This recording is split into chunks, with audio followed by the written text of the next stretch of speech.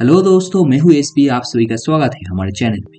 अब दोस्तों, हाल फिलहाल में मैंने नेटफ्लिक्स में रिलीज हुआ है क्राइम थ्रिलर ड्रामा सीरीज डब्बा काटल को देखा है। इसमें की कुल 7 एपिसोड है और इस सीरीज का जो पूरा लेंथ है वो लगभग 5 आवर्स 30 मिनट के आसपास का है, जो कि थोड़ा लेंथी वाला तो है, बट वो टाइम आपको इस सीरीज को देना चाहिए कि नहीं, उसके बारे में मैं आप लोगों से इस वीडियो में बात करूंगा। जो कि करने से पहले अगर मैं सीरीज के कहानी के बारे में बात करूं तो कहानी मेनली फोकस करता है मुंबई शहर में रहने वाली कुछ औरतों के ऊपर। जो सारी औरत अलग अलग प्रोफेशन से तो बिलोंग करती है, बट कहानी किस तरीके से उन सबको एक जगह पे लेके आती है, तो उन्हीं सारी चीजों को हम इस कहानी में देखने को मिलता है। जहाँ पे कहानी के अंदर मेन लीड के तौर पर दिखने वाली जो राजी का कैरेक्टर है, जो कि अपने हस्बैंड हरी और मदर इन लॉ शैला के साथ काफी हंसी खुशी जिंदगी बिता रहा होता है।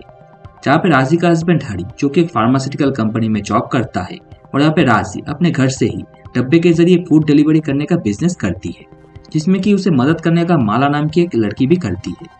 जहाँ पे इसके अलावा कहानी में हमें वरुणा नाम के कैरेक्टर को भी देख पाते हैं, जो कि अपने हस्बैंड के साथ सेम अपार्टमेंट पे रहती है, और वरुणा का जो हस्बैंड है वो उसी फार्मास्यूटिकल कंपनी में एमडी है। इस फार्मास्यूटिकल कंपनी में हरी काम करता है।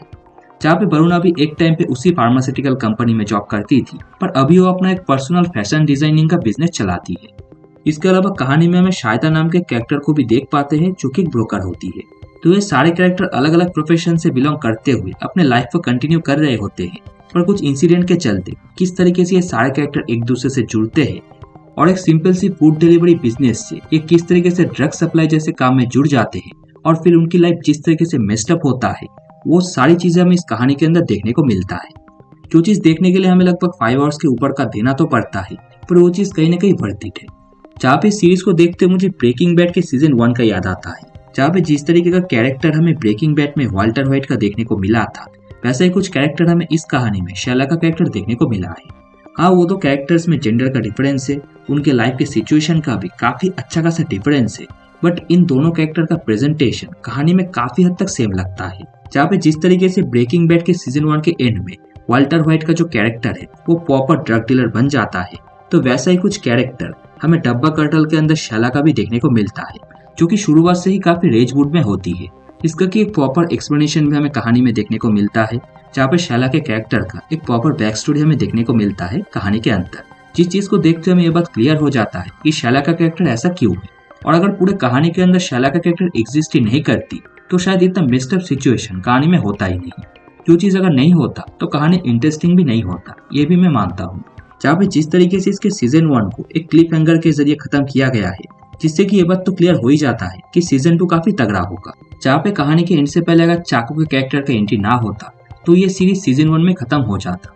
जहाँ पे इस कैरेक्टर को प्ले करने के लिए नेटफ्लिक्स ने काफी अच्छे बंदे को चूज किया है, जो कि एक तरीके से स्पॉइलर हो सकता है, तो मैं आप लोगों को उस बारे में नहीं बताऊंगा, बट वही कैरेक्टर कहीं ना कहीं इसके सीजन 2 के लिए मेरे को सबसे ज्यादा एक्साइटेड कर रहा है, क्योंकि सीरीज के क्लाइमेक्स से थोड़े बहुत पहले आके इस बंदे ने सबकी फाड़ के रख दिया है। तो सीजन 2 में कैरेक्टर क्या क्या क्रेजीपना करेगा और किस तरीके से डब्बा कटल के लेडीज इससे डील करेंगे, वही चीज हमें सीजन 2 में देखने को मिलेगा, जिसके लिए मैं तो काफी इंतजार कर रहा हूँ। जहाँ पे डेफिनेटली सीजन 2 आएगा, क्योंकि इसका रेटिंग भी काफी अच्छा निकला है और लोग इस सीरीज को पसंद भी कर रहे हैं। जहाँ पे सीरीज की कहानी काफी ग्राउंडेड रखा गया है, जहाँ पे ओवर द टॉप अनरियलिस्टिक कोई भी चीज इस सीरीज के अंदर हमें देखने को नहीं मिलता। खास करके कहानी के अंदर जो एक नए ड्रग के बारे में बताया गया है, तो उस ड्रग के प्रॉपर कॉम्पोजिशन से लेके उसके मेकिंग प्रोसीजर को काफी रियलिस्टिक तरीके से हमारे सामने प्रेजेंट किया गया है। अब वैसे तो मैं एक साइंस का स्टूडेंट हूँ नहीं, but as a art student के तौर पर वो चीज स्क्रीन पे देखते हुए मुझे तो रियलिस्टिक फील हुआ है। जहाँ पे कहानी के अंदर 1-2 एपिसोड तक ही टाइम लिया जाता है उसमें रहे हर एक कैरेक्टर के साथ हमें कनेक्ट करने के लिए, जिससे कि कहानी में आगे जाकर उन कैरेक्टर्स के साथ जो कुछ भी होता है उसे हम फील कर सके, जिससे कि हम अच्छी तरीके से फील भी कर पाते हैं। हाँ, सीरीज में कहानी कुछ कुछ जगह पे थोड़ा सा स्लो महसूस तो होता है, पर जब हम उस चीज को देखते हुए बोर होने वाले होते हैं, पर तभी सीरीज की कहानी एक इंटरेस्टिंग मोड़ लेता है। तो उसी चीज के चलते इस सीरीज का लेंथ 5 आवर्स के ऊपर का होने के बाद भी ये काफी मुझे एंगेजिंग फील हुआ है।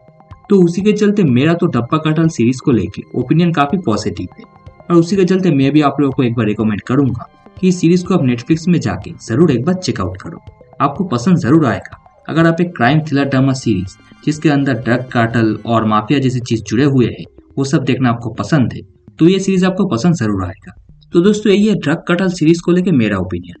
जो कि अगर आपको पसंद आया है तो वीडियो को लाइक जरूर करना, चैनल पे नया सब्सक्राइब करके बेल नोटिफिकेशन को ऑल पे सेट कर देना, ऐसे ही सीरीज एंड मूवीज के रिव्यूज जानने के लिए। तो चलो मैं मिलूंगा आप लोगों से नेक्स्ट वीडियो में, तब तक के लिए टाटा बाय बाय।